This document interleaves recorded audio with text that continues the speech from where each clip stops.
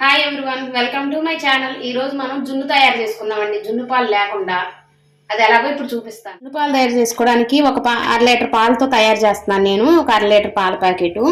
ఇది జున్ను పౌడర్ అండి, కామధేను జున్ను పౌడర్. ఎక్కడైనా దొరుకుతుంది, రెడీమేడ్ షాపుల్లో తీసుకోవచ్చు మీరు. దీనికి మిరియాలు, యాలకులు.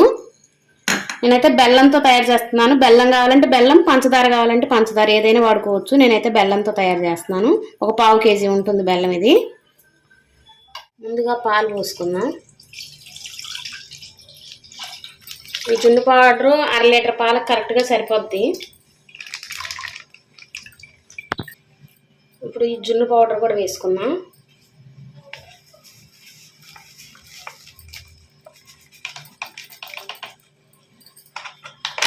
ఇప్పుడు ఇది బాగా కలుపుకుందాం, ఉండలు లేకుండా పాలల్లో కలిసిపోవాలి.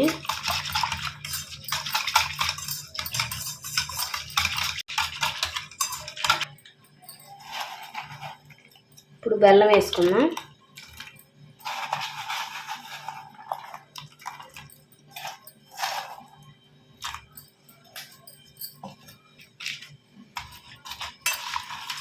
ఈ పాలల్లో ఈ బెల్లం అంతా కరగాలి.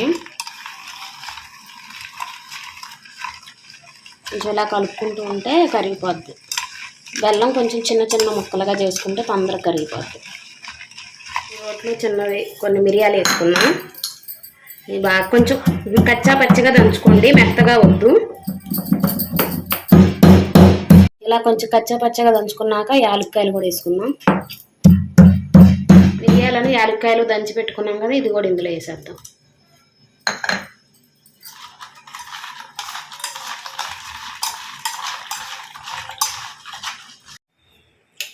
బెల్లం అంతా కరిగిపోయింది. ఇప్పుడు వడపోస్తున్నాను. ఇది కావాలంటే ఇలాగైనా చేసుకోవచ్చు. మా పిల్లలకి మిరియాలు ఇదంతా ఉంటే నచ్చదు, అందుకని వడపోస్తున్నాను నేను.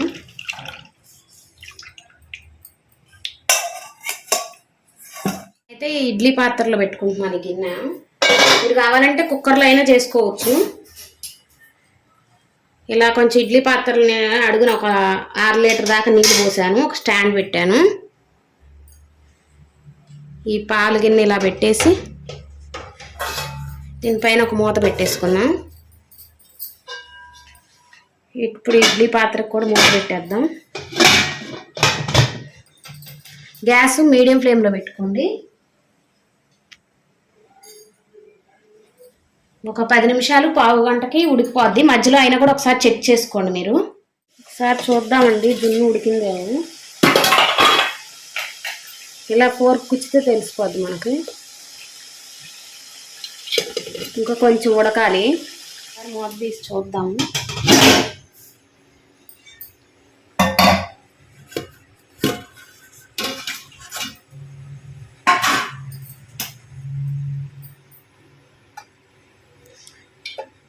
ఉడికింది. నాకైతే అరగంట పట్టింది ఇది ఉడకడానికి.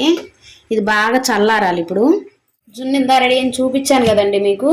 ఇది బాగా చల్లారాలి. చల్లారాక ఫ్రిడ్జ్లో పెట్టేసుకొని అప్పుడు తింటే చాలా టేస్టీగా బాగుంటుంది. మా పిల్లలకి ఇష్టమైన జున్ను రెడీ చేశాను. మీరు కూడా చేసుకొని చూడండి, ఎలా వచ్చిందో నాకు కామెంట్స్లో చెప్పండి.